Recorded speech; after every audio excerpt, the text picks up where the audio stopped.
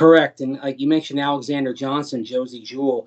Johnson's a restricted free agent. I think they're going to give him a second round tender. I feel more secure that they're going to give him a round two tender than the other two big RFAs, Tim Patrick and Philip Lindsay. I think Johnson is a near certain bet, and they might be wise to work on a long term deal with him. Now, the key with Alexander Johnson is that he's kind of a plays with his hair on fire kind of guy.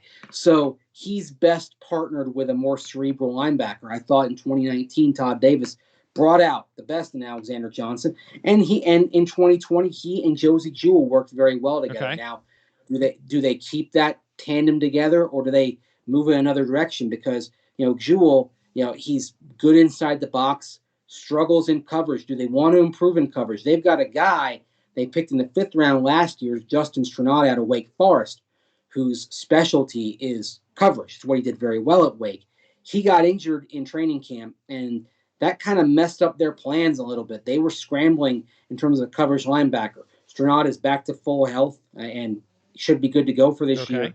How much does he fit in as a sub package guy? And can he develop into an every down guy? And if he does well, does that give the Broncos the freedom to move on from Johnson or Jewell? So there's that.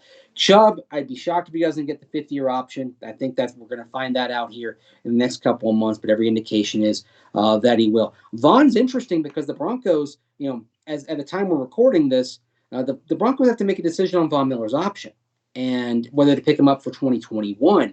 If they can't get a restructure, I don't think because they don't want him back at $22+ million for 21. So if he's back, I think it's on some kind of restructure that at least kind of spreads the hit out a little bit and maybe adds a year. But it's possible that he's not back, and all of a sudden they're facing a vacancy there.